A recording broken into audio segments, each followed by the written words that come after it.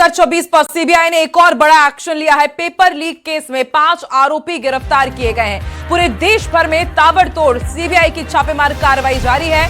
कई ठिकानों पर तलाशी अभियान चलाया जा रहा है। 3 आरोपी जयपुर से गिरफ्तार किए गए हैं। एक आरोपी की गिरफ्तारी गुरुग्राम से हुई है और एक की नासिक से। शिक्षा मंत्रालय की शिकायत पर यह केस दर्ज हुआ है। कल ही एफआईआर दर्ज की गई थी। छापेमारी में मोबाइल और इलेक्ट्रॉनिक डिवाइसेस जब्त किए जा रहे हैं। आपत्तिजनक जितने डॉक्यूमेंट्स हैं वो भी बरामद किए गए हैं। सीबीआई एसओजी के बीच लगातार समन्वय भी जारी है। तकनीकी और फॉरेंसिक जांच की जा रही है। सीबीआई का दावा है कि निष्पक्ष और पेशेवर तरीके से जांच हो रही है। पेपर लीक नेटवर्क की कड़ियां एक एक कर जोड़ी जा रही है।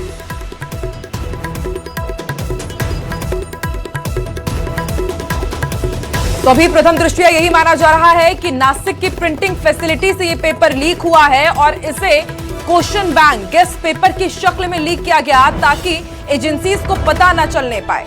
और अब आप देखिए, जैसे ये जांच सीबीआई को कल सौंपी गई है, एसओजी और सीबीआई समन्वय बना करके पूरी जांच कर रहे हैं कि आखिर ये शुरुआत हुई कैसे पेपर लीक की। जयपुर से मांगीलाल को गिरफ्तार किया गया है। जयपुर से दिनेश बिवाल की भी गिरफ्तारी हुई। हालांकि कल ही एसओजी के आईजी को भी हम सुन रहे थे और उन्होंने ये स्पष्ट कर दिया था कि राजस्थान से इसकी शुरुआत नहीं हुई है पेपर लीक की। और देखिए, गुरुग्राम से यश यादव को पकड़ा गया है। नासिक से भी गिरफ्तारी हुई है। 5 लोगों को गिरफ्तार कर चुकी है कल से अब तक सीबीआई की टीम। इससे पहले एसओजी ने भी 13 से ज्यादा लोगों को हिरासत में लिया था।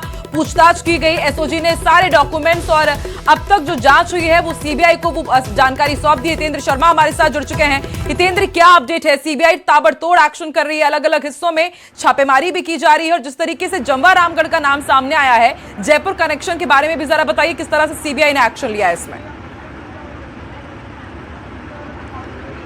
जी बिल्कुल, इस मामले में जो है सीबीआई ने जो एक्शन लिया है, सीबीआई ने एनटीए के इस एग्ज़ाम को जो है रद्द करने के साथ ही जो है सीबीआई ने इसमें कमान संभाल ली थी, क्योंकि इसमें कई स्टेट्स का, कई राज्यों का जो है नेटवर्क, कई राज्यों का जो है राज्यों से जो है इनपुट शामिल था, जिसमें राजस्थान के अलावा जो है गुड़गांव है, जो गुरुग्राम जो हरियाणा का हिस्सा है, और उसके अलावा जो है महाराष्ट्र में भी जो है नासिक से गिरफ्तारी की गई थी। तो नासिक से शुभम खैरनार की गिरफ्तारी हुई। उसके बाद जो है मांगीलाल बिवाल, विकास बिवाल और दिनेश बिवाल, ये तीनों जो है जयपुर से ताल्लुक़ रखते हैं, जम्मर रामगढ़ के रहने वाले हैं। इसके अलावा जो है यश यादव जो गुरुग्राम से, जिनको गिरफ्तार किया है। तो अब तक 5 गिरफ्तारियां सीबीआई कर चुकी है और इसके अलावा लगातार जांच जारी है। कल जो एसओजी के जो आईजी अजय पाल लांबा हैं, उन्होंने शाम को जो है प्रेस वार्ता में ये कहा था कि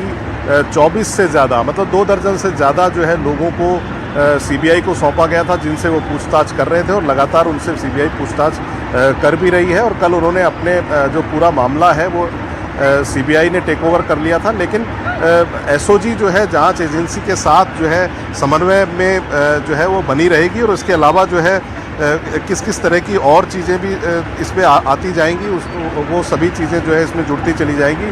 अभी भी जो है कई दर्जन लोगों से जो है देश भर में पूछताछ चल रही है कि वो किस तरह से जो है इस पूरे रैकेट में या पूरे मामले में किस किस तरह से इन्वॉल्व हैं, क्या उनकी भूमिका है।